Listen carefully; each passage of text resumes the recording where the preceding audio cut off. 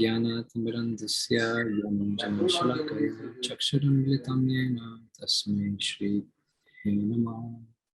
Om Vishnupadaya Krishna Prasthaya Bhutale Srimate Bhakti Vedanta Swami Niti Namine Namaste Saraswati Deve Gaudavani Pracharine Nirvishesha Shunyavadi Pashtata Deshatarine Jai Shri Krishna Chaitanya Prabhu Nityananda Shri Advaita Gadadhar Shivasari Gaura Bhaktivinoda Hare Krishna Krishna Krishna Hare Hare Hare Ram Ram Ram Hare Hare.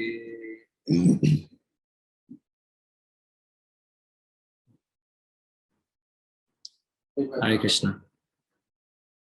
Hare Krishna. I'll just make the screen a little bigger. Thank you. Thank you for this opportunity to glorify Guru Maharaj. I think it's been some time since I remember giving glorification, and yeah, since then Guru Maharaj, many things have changed. Yeah, I'm in Ujjain now. Guru Maharaj is taking care of me here really nicely. So thank you to all the Ujjain devotees also. Last time I remember giving glorification of Guru Maharaj, I remember talking about meeting Guru Maharaj like when I was very small, and whenever I remember Guru Maharaj, I remember those pastimes mainly, even though I was just with him, and I remember those pastimes a lot because they really touched my childhood. In the childhood, there's the foundation is there. So and still new pictures are always coming in at this retreat, and I'm remembering different things from the retreat. So it's always nice, really fresh. So but this time, after hearing more glorifications of Guru Maharaj in the past couple of weeks, I was thinking of different kind of pastimes that were more recent to share, so devotees can relish earlier or later pastimes also. Some things that I saw Guru Maharaj doing, or some chastisements of Guru Maharaj. I'll try and share some of these things today, showing the good qualities of Guru Maharaj and expanding his glories also, hopefully. But yeah, I'd like to take everyone's blessings to glorify Guru Maharaj and yeah, remember him also. So when I speak or remember Guru Maharaj, I start laughing a lot, many times, because many of the things that I remember are things you just don't hear, but they're only done when a pure devotee is in your presence. So it's things like, just like you don't hear these stories, or they seem almost fantasy. So one thing that I always remember is, and I tell everyone, the Guru Maharaj told me how to fold not clothes. He folded a bed sheet. Yes. It's actually showing very nice qualities of Guru Maharaj. When Lokanath Maharaj was coming to D-Land, Guru Maharaj wanted him to stay in his house. And we had to make his bed. Just me and one other devotee, Ujjwal Rasaraj, I think, was there. And we had to make his bed. And so Guru Maharaj was there, and we started making the bed, and we were folding. And when I saw the pillowcase was not on the pillow, I immediately jumped at the opportunity, because my mother, when she was younger, she told me, okay, this is how you fold a pillow. I was like, yes, I know how to do it. In front of Guru, I want to look like I know everything. This is not a Shastra. Shastra doesn't say that. So I picked up the pillow and I put it on, and Guru Maharaj was like, wow. And I was like, this is my time to shine now. Guru Maharaj noticed this huge black spot in my heart, and so he crushed it later that day when we were folding the bed sheets for Lokanath Maharaj. So I was folding, and Guru Maharaj said, "That's not how you fold." And I was thinking, how else do you fold? do it. And then he said, no, that's not how you fold. So then he said, you have to put the corners to the corners. I was thinking, I knew, why is Guru Maharaj saying like that? But I wasn't doing actually nicely how the standard of Guru Maharaj for, Lokanath Maharaj is coming. So actually Guru Maharaj standard is so high. And so I folded it, and then he was okay. Something's wrong. There is a background noise. I thought it is someone else, so I messaged him. He is not there. Can you ask them to? There is little background noise. Ask the devotees there to be. So then before Lokanath Maharaj, His Holiness Lokanath Maharaj came, there was a few special guests that also came to Guru Maharaj's house. And while they were there, I was still making sure Lokanath Maharaj's room was ready. And again, one more sheet I had to fold. And this time I was in front of the guests. And so I started folding a little further away. And Guru Maharaj said, that's not how you fold, Rasaraj. And I didn't say anything. I was like, I don't know what to do now. There's nothing I can do. I was waiting, Guru Maharaj, what does he mean? And so Guru Maharaj himself stood up, and he took the sheet out of my hand, and he showed, this is how you fold. He took one corner perfectly, and he put it to the other corner perfectly, and he held the other corner perfect, everything perfect, and he folded everything perfect. And I was like, I don't know how to fold.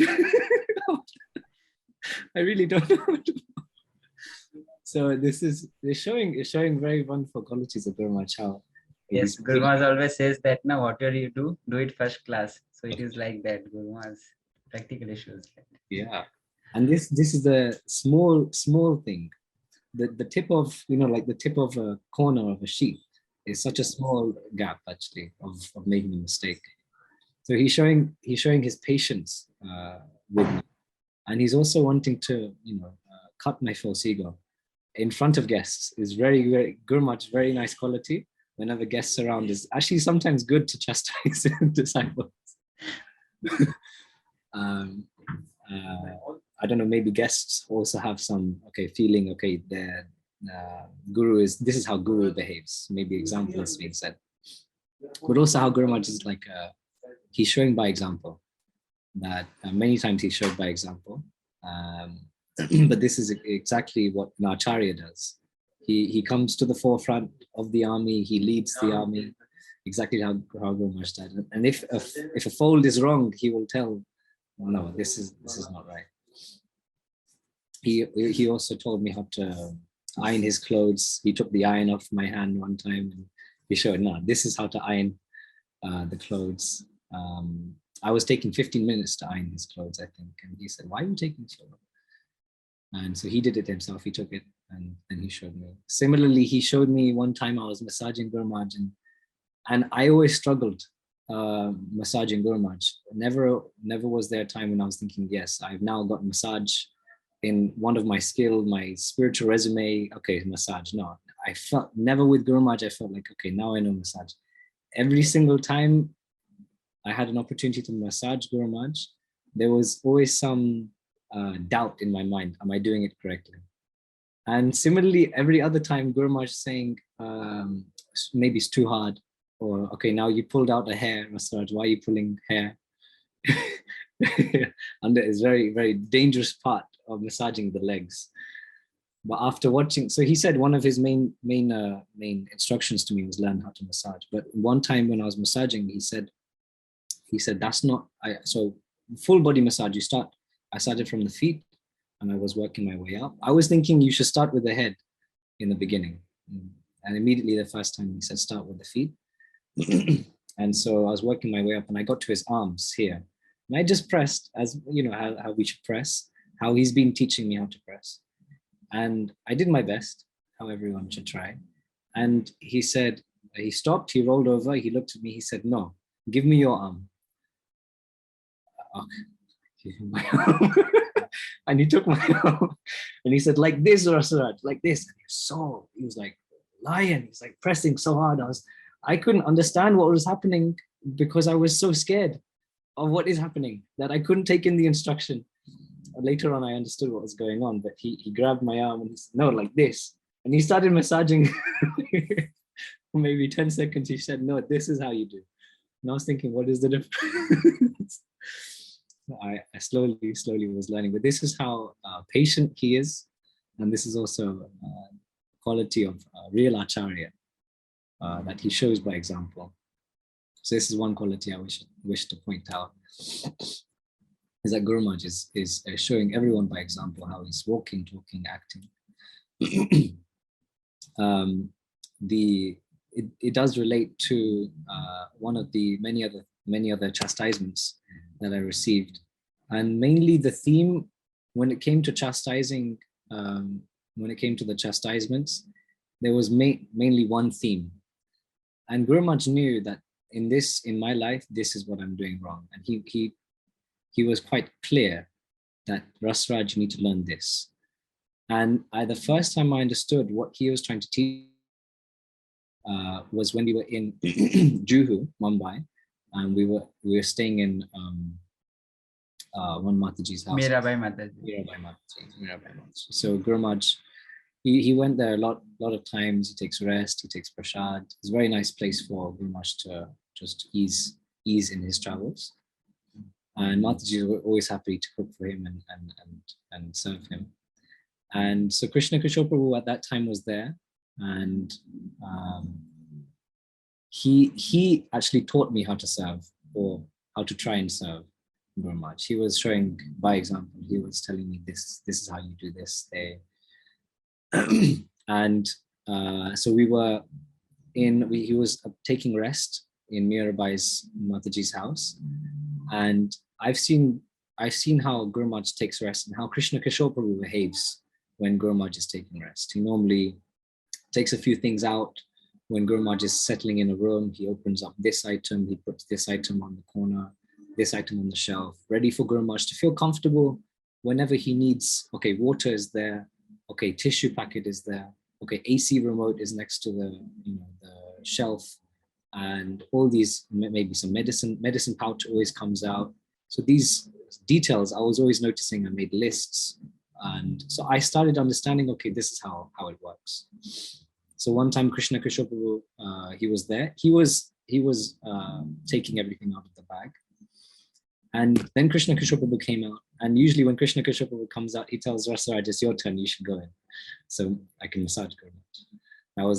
That was our relationship with me and Krishna Kishore Prabhu. It was very, very sweet. It was always exciting traveling with Krishna Kishore Prabhu. And so I went in, but I realized this time Krishna Kishore Prabhu didn't take out the bedding. And I was thinking, oh, like maybe he forgot, maybe something is wrong. So I was thinking, okay, I know what to do. Let's do what Krishna Kishore Prabhu does. And so the pouch is there, everything is there, tissue. So I started just unzipping the bag, the big suitcase where the bedding is, big bedding. And Guru Maharaj is on the phone currently behind the curtain, and he's just texting, I think. And he looks around, and I'm still unzipping nicely, casually, as if nothing is going wrong. And he says, Rasaraj, what are you doing? I said, I'm taking out the bedding. He said, why are you taking out the bedding? And mouth stopped working, paralyzed. Such an immature person. I didn't know what to say. And he says, this is your main problem. He says, this is your main problem. You're doing things without being told. You're doing things whimsically. And main problem, I was thinking, main problem? What's the main problem? Now it's understandable that actually Guru Maharaj, he targets a specific aspect, and then he hammers onto it. And this point, he made sure that I understood that this is what he's trying to teach me. Many times I did many whimsical things, thinking that would please Guru Maharaj, this would please Guru Maharaj, because this is how to serve the Guru. This is the way to serve. False ego is there. And so this time he said, no, this is your main problem. This is your main problem. I said, usually it come. I was thinking, okay, let me say the reason. Maybe Guru Maharaj may be happier with my intentions, because I learned from Bhagavad Gita, intention is better than action. So I said, Guru Maharaj, actually, I was taking it out because Krishna Prabhu. He said, no, I told Krishna Prabhu to leave it inside the suitcase. I was like, okay, I understood that. And this is what's wrong. And he said, I'm trying to tell you something. He said, I'm trying to tell you something. That's what I remember from the conversation. After that, I was silent, and I understood Guru Maharaj, what he was trying to say. And then he said, now come, turn on the AC. He told me a few things to do. Turn on the AC, come and massage me. That was a difficult day, not just because I understood exactly what was needing to be done in my service for Guru Maharaj, but also that day was very hot, very hot. And I had to massage Guru Maharaj in that weather. And this was the first time Guru Maharaj was instructed me 5 times to do it harder. Maybe I think Krishna Prabhu told me later that Guru Maharaj was very, very tired that day. His body was very weak, and he needed a really good strength booster. That's why he takes massages. And so I was there, and I was sweating, and then he said, can you do it harder? AC stopped working at that time, and it was windows were closed, AC was off, because India, everything turns off after time, and curtains are closed. And I was thinking, if I sweat on Guru Maharaj, what will happen?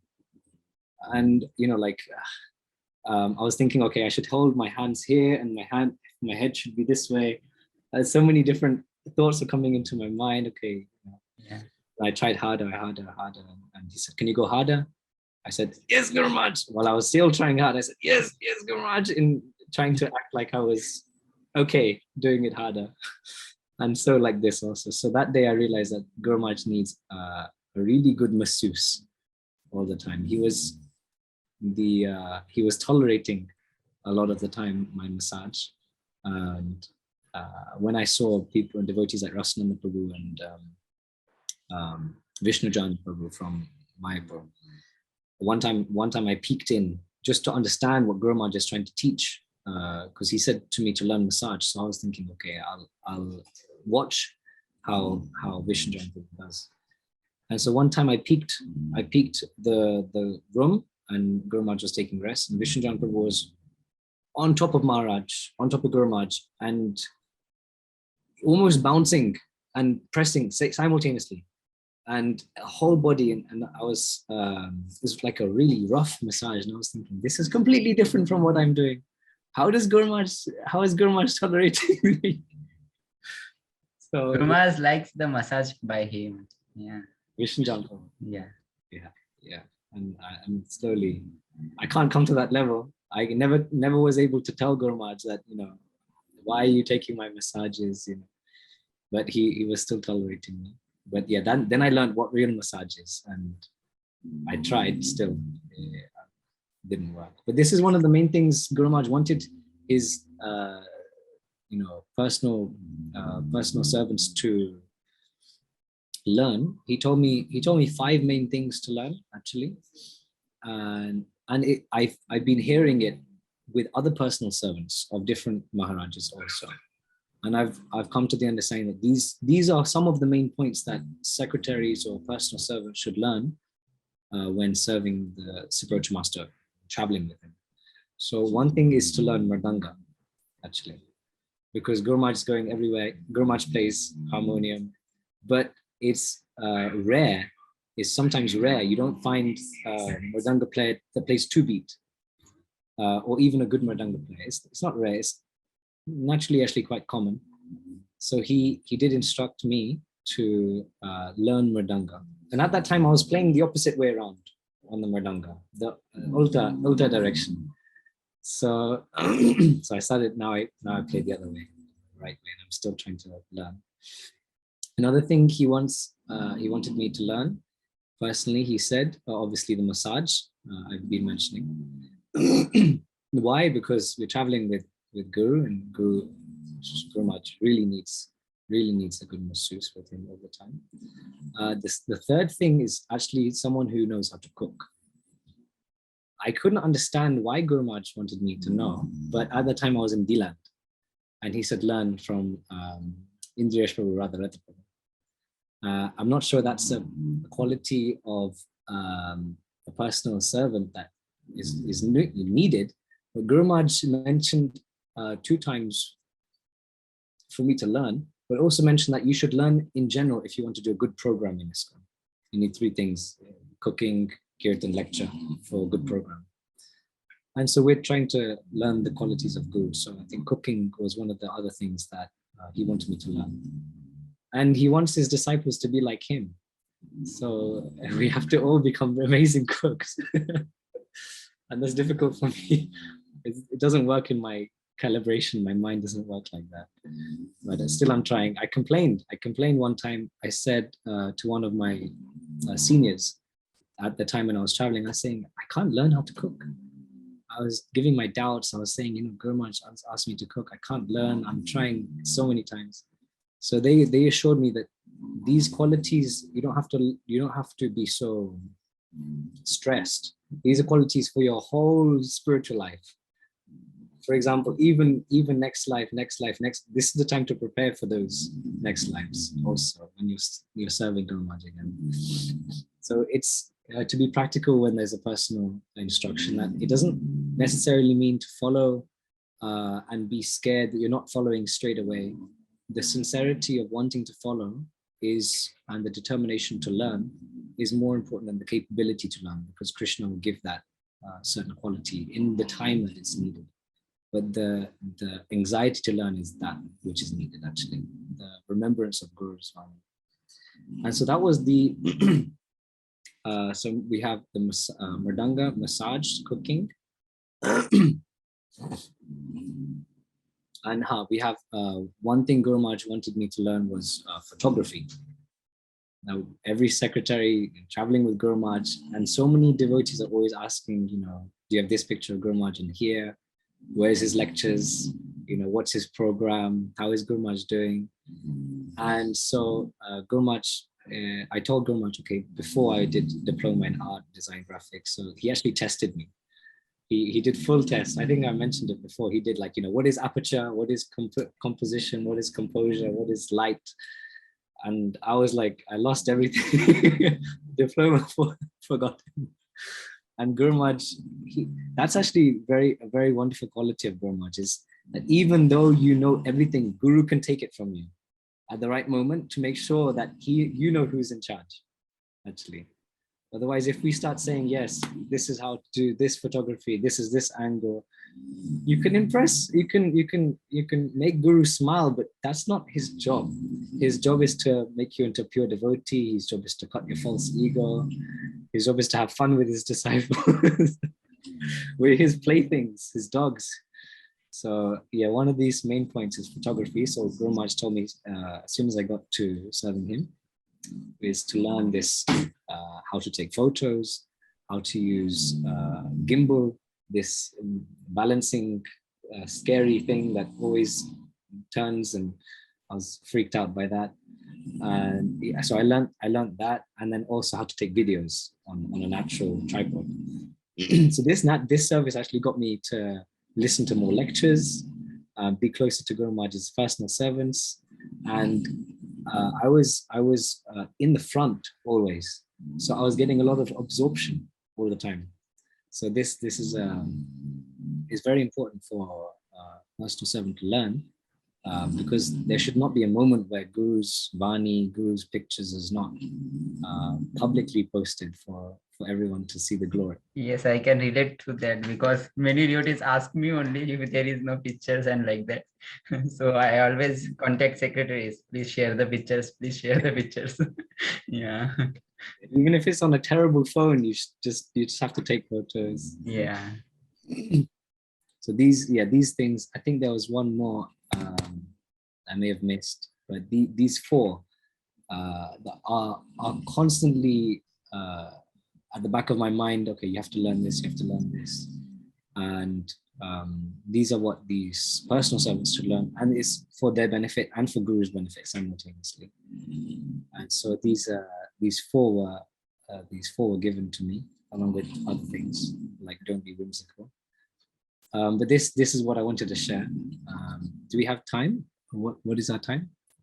Yes, we have more half an hour. So if you wish, you can share more points. And if any devotee is having any questions or they want to ask some pastimes, so they can also. We have a lot of time, so you can share more pastimes too. Yeah. One devotee, Ramcharan Prabhu from Ujjain. I'm actually very fortunate to meet him. Without meeting him, I would not have a good memory of these things, because he told me when I was in Ujjain, he said, I make a diary every day.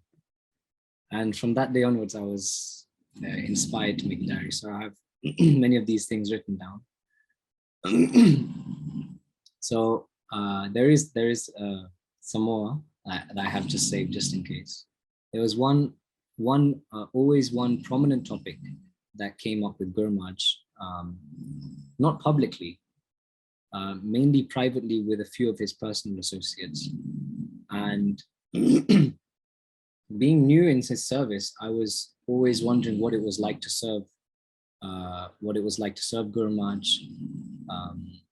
And I was observing him and noticing all these things. But when he was in personal association with some particular devotees, different things came out of Guru Maharaj, different words, different moods, and different exciting things. Guru Maharaj was excited about different types of things in the future of ISKCON that he didn't used to tell everyone. And these were quite interesting for me to learn about. So one of the main things that I thought is worth sharing is Guru Maharaj's vision of the future of ISKCON. And this relates to a lot about Varnashram. Nowadays, in many classes, it's a little controversial. Should ISKCON do Varnashram? How do they start Varnashram? What is the principles of ISKCON and Varnashram together? And after hearing what Guru Maharaj said, all of these different classes,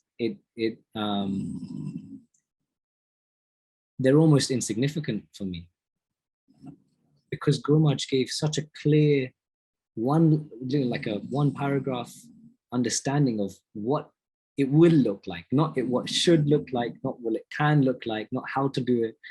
But he said, this is how it will happen. And after that, it was just very clear for me to understand. But the first time I heard Guru Maharaj talking about it was with one of his associates. He was talking about that actually we've established Brahmanas already in the world, because Srila Prabhupada has made ISKCON.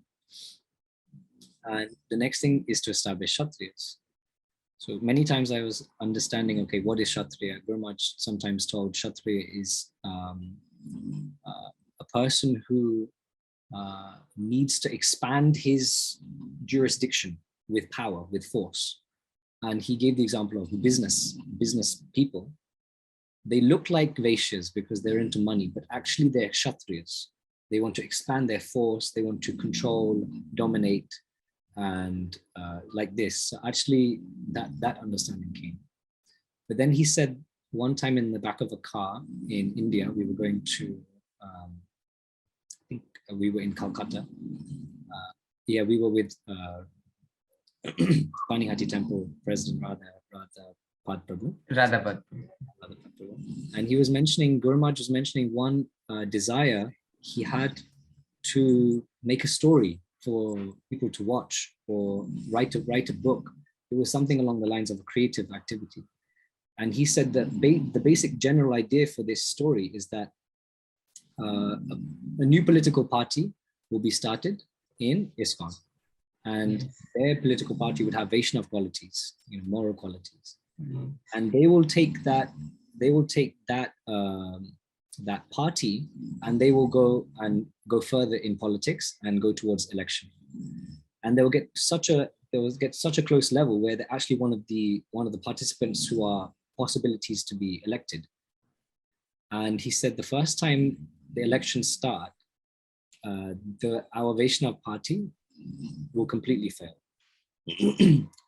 He said, following time that elections start, the Vaishnav party will actually have a good number of votes, but not enough.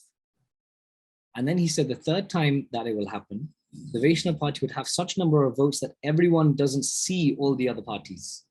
Means the Vaishnav, it's like a landslide. He said it would be a landslide victory. And he said it with such a bright smile and with such enthusiasm and with such like vibrant, childlike emotions. I was thinking, what is this? Is Guru Maharaj telling the future? What is this? Is this a vision? Because it sounded almost like it was going to happen. It sounded like this. It looks like that Guru Maharaj is seeing the future and narrating what is going to happen. Yeah. Yes, in last days, he was very active for establishing the political party. He made the youth group and he was giving the youth lectures for training them to be a Kshatriya. And then he started programs at Kolkata and Bengal region so that the population should increase. So he was planning and moving ahead in that part. He made the story, or he made a movie video. Did you get around to it? He was having the Zoom sessions and all the youth were there and used to take the classes, weekly classes. And then he started Pandal program. You know, last times that in Kolkata and all, he gave a lot of programs, Pandal programs. So that was the part of that too. It means so that the number of duties should increase, so that the vote should come and like that. Okay. That was in which year? That is 19 and 20, yeah, 19. And you know, after the pilgrimage, we came back to Jain, and then Guru Maharaj was having back-to-back Pandal programs that time. Okay. Yeah. That's good. I was thinking it was more of a private thing, but actually Guru Maharaj was actually that was big vision. Yeah. with the public understanding what he wants as well. That's important. So that's something I wanted to share. With the aspect of the future and Guru Maharaj's bright vision for the future. Also, it reminds me of also the time when I asked Guru Maharaj for initiation. It's a funny story actually. I think it was 2019, 12 days before his Vyas Puja, and me, other devotees, including Krishna Kishore Prabhu, were serving Guru Maharaj, and we were living in a Jain at that time. And I was aspiring for Guru Maharaj probably 6 months before that. I started aspiring for Guru Maharaj quite from the beginning in D-Land, actually, probably a little bit before D-Land as well. And so I asked Guru Maharaj to take a shelter, and 6 months later, it was the time for Guru Maharaj Vyas Puja. 12 days before Guru Maharaj Vyas Puja, Krishna Kishore Prabhu came to me and he said, "So you asked Guru Maharaj to take initiation?" And I was thinking, I'm supposed to do that. he said, yes, you go to his room, you pay Dandavat Pranams, you ask, he said, you've been taking shelter of him, you've been chanting his pranam mantra, you've been traveling with him, what's wrong? The way Krishna Kishore Prabhu speaks is very sharp, easy, clear. And with that, it comes empowerment. If you've ever spoken to Krishna Kishore Prabhu in these kind of deciding situations, it's easily understood. It's almost like Krishna's, Guru Maharaj is telling you, yes, do it like this. And he's speaking through Krishna. It's such power. So with that, I took the his guidance. And I went to Guru Maharaj at that time. Guru Maharaj was just coming out of his room, and I paid Dandavat Pranam. And Guru Maharaj said, sometimes he used to say, "What's up?" to me because I'm from London. But this time he said, "You want to say something?" Guru Maharaj always says like that. And I said, "Guru Maharaj, maybe I can speak to you." He said, "Okay, come in 5 minutes." So then I came after, and in his office, and I was very, very nervous, very, very nervous. Serving Guru Maharaj, I was always under Krishna Kishore Prabhu. It was feeling like I was very in the front, but I always had someone telling me, okay, this way, this way, this way. It was very easy to serve the Guru Maharaj in twos. or with some personal secretary who's had a lot of experience. Always it's like that. Until later on when it was alone and I started without Krishna Prabhu in the association, that was difficult. But this time, so I came to him, and I paid Dandavat Pranams, and we had a normal conversation. How is everything? How are you finding it in the jail? How are you finding serving me? And everything was perfect conversation. I usually don't talk to Guru Maharaj like that. It's very, very rare that I go up to Guru Maharaj and say, okay, I want to say something. So this was very difficult. And so then I said, Guru Maharaj, I've been aspiring for some time, and can I feel like I want you to be my spiritual master. And I gave a few reasons why specifically I chose him to be my spiritual master. And after that, Guru Maharaj, I felt like it was almost a test. And because I was so nervous, I didn't think about what to say. But whatever I did say, I spoke from my heart. Guru Maharaj looked pleased. I'm sure he wasn't exactly 100% pleased, because it's a very, very important question, actually. Why I should choose him to be my spiritual master. But I spoke to him, and he understood. Okay, this he's ready, or he wants to be my disciple. And he said after that he took a moment and he said, of course I'll initiate you. And then immediately after he said that, there was just like a moment where I was thinking, what does that mean? Like, okay, now what? So I didn't ask Guru Maharaj when, and I didn't have so much time to think. But after that, Guru Maharaj said, there is so much to do in ISKCON. So he said, okay, I'll initiate you. And then immediately after that, the mood changed very quickly. And I didn't understand how, but he said, there's just so much to do. Srila Prabhupada has left so much work for us to do in ISKCON. Don't waste any time. And this was a change of mood, but it felt very, very fresh still. I'm still trying to understand what the mood was and follow it. But that's what Guru Maharaj told me at that time. So it does reflect on how he wants his disciples to be, and also what he sees ISKCON looking like in the future. Lots of service, lots of growth, lots of expansion. The first thing after I asked for initiation, he says, "There's so much to do in ISKCON." He almost, gives the responsibility. He almost relieves his shoulders by giving responsibility to his disciples. Okay, now you're on my side. Let's work together to serve Srila Prabhupada. It felt very, very nice, very empowering is the right word. So that was one thing I wanted to share also. One other thing that comes to mind is that it's always difficult to understand exactly what surrender is. We can go, like, for example, we can go to see 6 limbs of surrender. But one time Guru Maharaj made it very, very clear what surrender is. And I'm so grateful. I'm so grateful for that, actually. It's saving my life. And it's connected to a chastisement, which is a difficult chastisement to bear also. And that's probably one of the reasons that day this understanding came up, actually. I was with a simple Prabhu. He was one of the main cooks in Orlando, in Guru Maharaj's house, in his base. And so we were together serving Guru Maharaj, and under his direction, I was sometimes doing things. So I had protection. But one time, a simple Prabhu, he was told by Guru Maharaj to wash one of his medicine bags. Guru Maharaj Ralph Lauren medicine, Polo or Ralph Lauren, very, very expensive medicine bag, maybe this size, black, very good material. So Ashim Prabhu washed it, he dried it, and he hung it outside overnight. The next morning, Prabhu comes to me and he says, it was raining last night. And Guru Maharaj is asking for his medicine bag.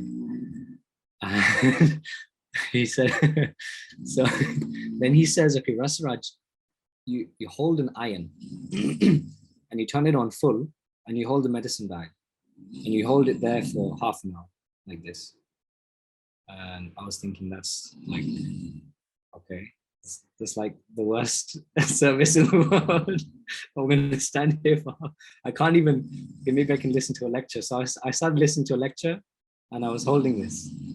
I was thinking, this is so impractical. Like, surely we can do something better to, dry it, or maybe something more efficient. Maybe Guru Maharaj knows something, So I went out. I turned the iron off, and I told the Singh Prabhu, he was cooking at the time, so obviously he was very much engaged, and he was cooking kheer and different things.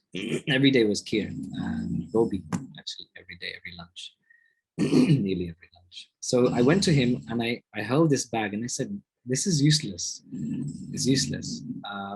We can easily just make more heat somewhere else. There's no heat coming out of this iron.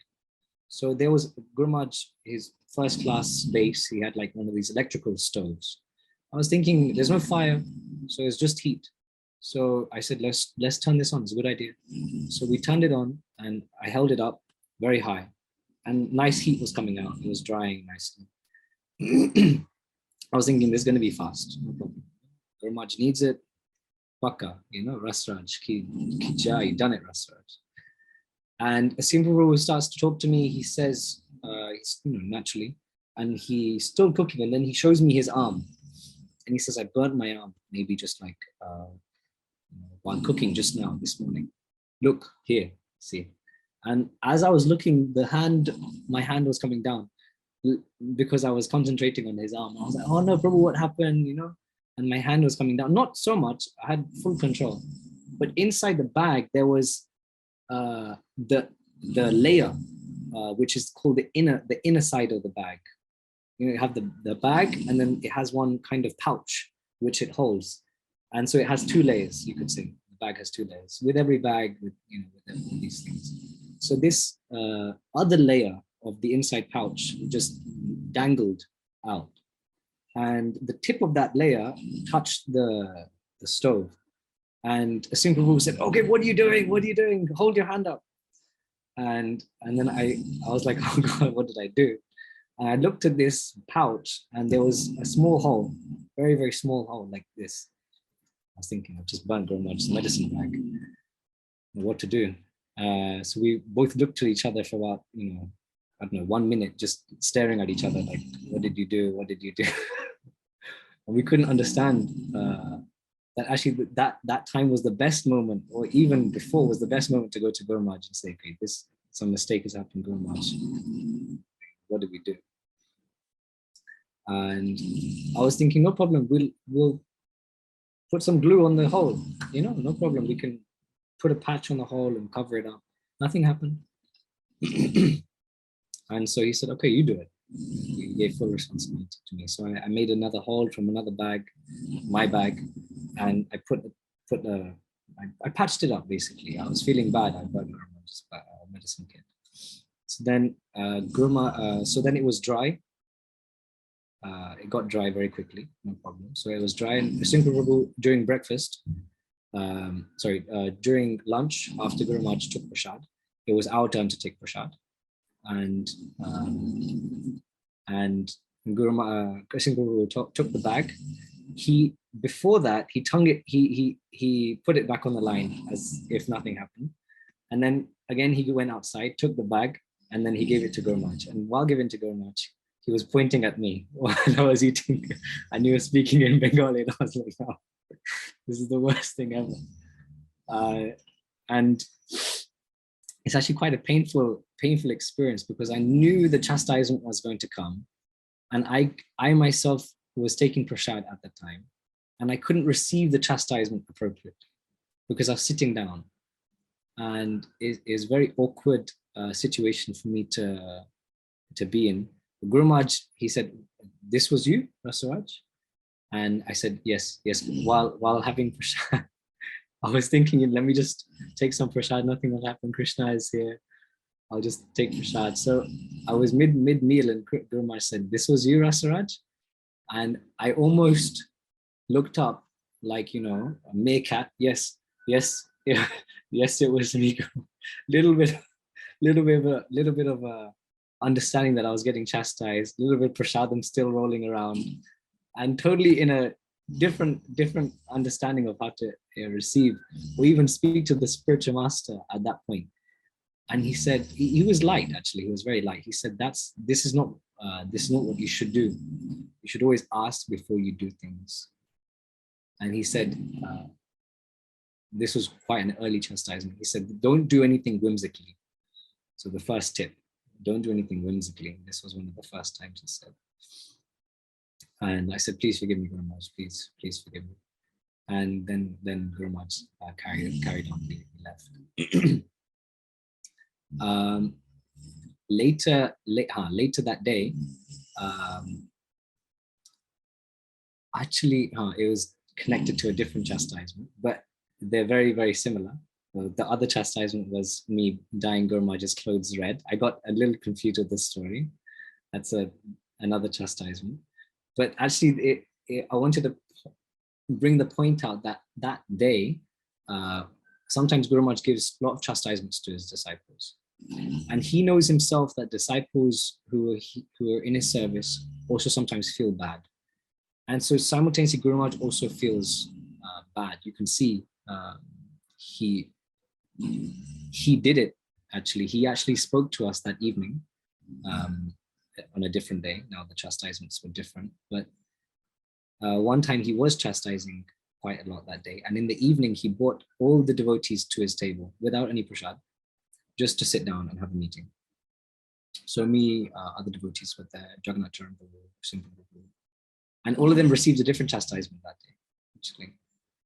And Guru Maharaj said, I've been chastising you a lot today, please forgive me. And we looked at each other at that time, and we were like, what do we say? We never heard Guru Maharaj speak like this. We were feeling so bad, actually, Guru Maharaj is speaking like this. And Guru Maharaj was talking, and he's saying, I shouldn't chastise you so much. I'm quite tired from traveling. He was just pouring this guilty emotion, and it was breaking our hearts, and we didn't know what to say. And Jagannath Charan Prabhu spoke up. He said, no, Guru Maharaj, please don't say these things. And Guru Maharaj said, but actually, so then he said, actually, it's very difficult to serve Guru. When Srila Prabhupada, I'm trying to remember his exact words. He said, when Srila Prabhupada was with his disciples, sometimes Srila Prabhupada got very heavy, very, very heavy. And due to that, some of the disciples left ISKCON. And when the disciple sees that the Guru is chastising heavily or has some fault, naturally, because the servant is so close to the Guru, they will see different things. And he gave the example that Srila Prabhupada's disciples, one of the disciples of Srila Prabhupada, he said Srila Prabhupada can't be a pure devotee because Srila Prabhupada is wearing glasses. So Guru Maharaj gave that example, that this is an immature response of how to see Guru, that a material imperfection is seen by the disciple, and thus the spiritual master is not pure. So in this way, I was understanding that Guru Maharaj is giving the mood of how to serve in very close association with the Guru. So everything he's teaching. And after that, he says, so what does surrender mean? He says, what does pure devotee mean? He says, what does pure devotee mean? Because he was establishing Srila Prabhupada as a pure devotee at that time. And he said, what does Srila Prabhupada, what does a pure devotee mean? Pure devotee means he who is completely surrendered. Completely surrendered. And he asks, what does completely surrendered mean? I remember recording this conversation and later on deleting it because you couldn't hear anything. But this was one of the best short, intimate moments with Guru Maharaj. He said, and it was very, very warm family feeling. And he said, fully surrendered means fully surrendered to your spiritual master. Fully surrendered person means he who is completely surrendered to his spiritual master. And therefore, pure devotee means someone who is completely surrendered to his spiritual master. Therefore, being completely surrendered to your spiritual master makes you a pure devotee. So, and then he was still establishing Srila Prabhupada being a pure devotee because he was 100% surrendered to his spiritual master. And so I'm very grateful for that day where he explained extremely important topics in Krishna consciousness in a very simple understanding. And yeah, very, very grateful for his also in a moment of such sensitivity, he's apologizing to his own disciples. So sure, Guru Maharaj is showing such nice qualities in these moments. So that's something I thought it was good for us to recollect. I think time is also there, Prabhu. Yes, we can have for 5 to 10 minutes. If you wish, you can share more pastimes, or if any devotee is having any question, so or they want to add something, they can share their views. Any devotee is having any question?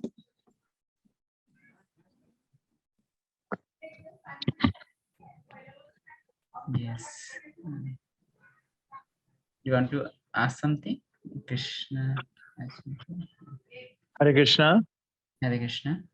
Dandava Pranam. Jai Srila Prabhupada. Jai Srila Gurudev. Am I audible? Yes, yes. So Rasaraj Prabhu, thank you for painting such a vivid picture. I felt like I was transported to all of those different places and all those different beautiful moments that you spent with Guru Maharaj. I can definitely relate to the acting whimsically. So just, and thank you also for concluding on this point of surrender. I think you've captured that beautifully, but I was wondering if you could elaborate on what you understand or what instructions Guru Maharaj gave to you in terms of surrender. So, or what it means to fully surrender unto the spiritual master. Because in one sense, on the one hand, you know, we're to understand that we're to follow the spiritual master's instruction unswervingly. But on the other hand, you said we shouldn't be speculative. We shouldn't read between the lines. So now that Guru Maharaj isn't here to personally guide us, okay, we can derive some from his Vani, but how do we reconcile those two different points which you've established? Does that make sense, Prabhu? You understand where I'm coming from, Prabhu? Just to reflect what I understood the question. So you're asking what I understood from Guru Maharaj, how to completely surrender. What points have I understood, especially now that he's not in our presence, how to surrender. And then you mentioned that the 2 points that we were talking about is that for surrender it means not speculating and also following the Vani without any fail. Yeah, to follow the Vani, but then also to not be whimsical, especially in the absence of Guru Maharaj's specific guidance on a matter. Yeah, it's difficult. One recollection is of one of Guru Maharaj's lectures. Another understanding I remember is that actually Guru Maharaj wanted me to be in Diland. Not because he said, Rasaraj, now you stay in Diland, make it your permanent base, serve here, don't go to any other temple. But I could understand that it was his desire. So I tried to fully surrender to that. And even after he left, I was thinking that's how to fully surrender to the spiritual master, to follow his Vani unfailingly, to not speculate, okay, now just go to the land and serve after Guru Maharaj left, after COVID, go. Because that's following the Vani, that's not speculating. So I was thinking, okay, that was the way to surrender. And then I figured out that was very immature, little too late. And so one thing I remember from Guru Maharaj, what he said is that when the spiritual master leaves, how to still follow his instructions is through his disciples. So actually, Bhakti Charu spoke to me a long time ago when I was wanting to go to D-Land again. I was in Bhaktivedanta Mana in the ashram at that time, and I was thinking after COVID I'll just go back to D-Land. And Maharaj said, "Are you sure?" I was saying, I think Guru Maharaj wants me to be there. He was mentioning to be there, and Bhakti Charu said, "Okay, you if Guru Maharaj wants you to go, then I can't say anything like that." And it was tricky for me to understand what he meant by that also. But that's the reason I've actually come back or come to a Jain, is that to follow the instructions of Guru Maharaj, I was trying to do it whimsically or trying to be sentimental about it, but to go back to D-Land is not a simple thing. It's going to take, like sannyas for Srila Prabhupada took so many years for him to come to the point, even though he was told. So what I would say is my way of surrendering to Guru Maharaj's instructions without speculation is through Bhakti Charu by asking him everything, by asking an authority everything that you have a doubt with, everything that you have going to make a decision with, and just making sure that one other devotee who knows Guru Maharaj perfectly and who is 100% surrendered already to Guru Maharaj, and whose Guru Maharaj's empowerment is coming from, he can also help me to understand how to surrender to Guru Maharaj. So it really comes through Bhakti Charu. Okay, thank you, Prabhu. Thank you, Krishna Chandru, for a wonderful question. Yes, if any other devotees having question, they can ask.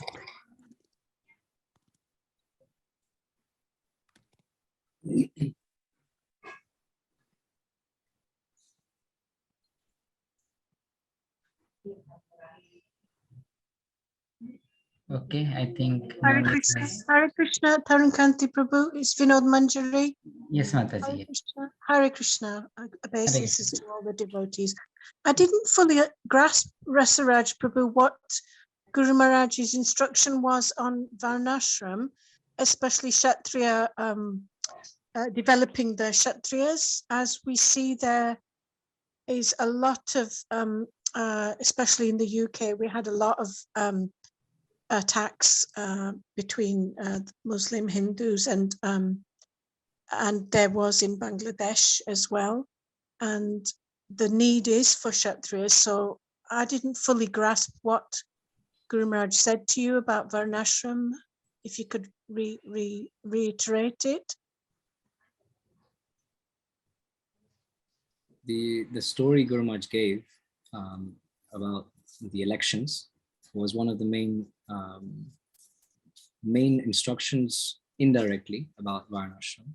But also his disciples, they spoke to me a lot about what Guru Maharaj meant by that. So I just want to share in summary that what I understood so far from what Guru Maharaj means by establishing Kshatriyas, or by creating Varnashram through establishing Kshatriyas, is through the political party system, through voting and elections, because that's the Kshatriyas that we have today, you could say, along with the other side of, business, entrepreneurs being Kshatriyas. That's an example.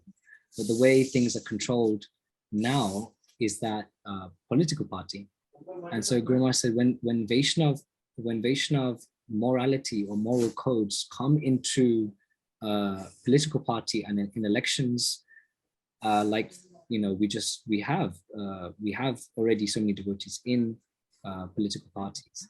Only when you have a leader as a Vaishnav, Brahmin, no problem, but when you have a leader as a Vaishnav in society that is accepted as a leader, meaning minister, prime minister, and so on, then real change can come about. Real change, Vaishnav.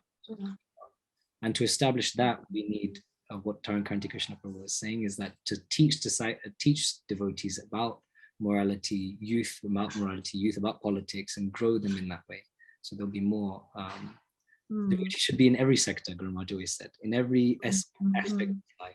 And so shall come from that. That's from what I understood so far, Mataji. Please forgive me. Right. Yeah. So you're saying leadership is crucial, isn't it, for moving forward? Yes. Yeah, I understand that. Yeah. It's very nice what you said about the Guru Maharaj talking about surrender.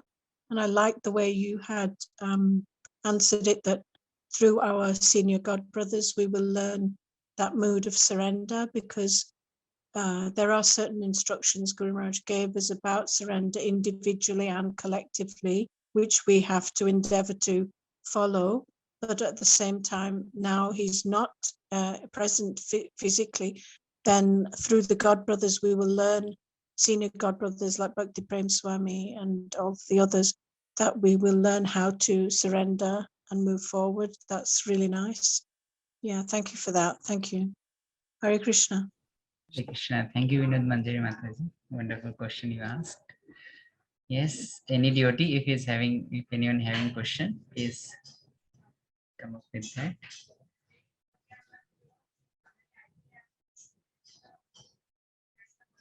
Okay, so Rasaraj Krishna Prabhu, do you want to say something, or else we can wind up? Thank you so much. Okay, thank you so much, all devotees, for attending the session. And next week again we will having the session on 30th of the October by Vansidhai Prabhu. So we will share the link and details in WhatsApp group. And thank you so much, Rasaraj Krishna Prabhu. So you shared the wonderful pastimes of Srila Guru Maharaj. And this about, obviously we hear from Guru Maharaj about the surrender many of the times, and you really wonderfully presented with the practical experiences you have been and what Guru Maharaj taught you, how one should surrender fully. Thank you so much for wonderful pastimes. Okay, thank you so much, all devotees. We will meet again. Hare Krishna. Shri Srimad Bhakti Charu Swami Guru Maharaj ki jai. Jagat Guru Srila Prabhupada ki jai. Samved Bhakta Vrinda ki jai. Jai Gaur Premanande. Hari Hari Bol.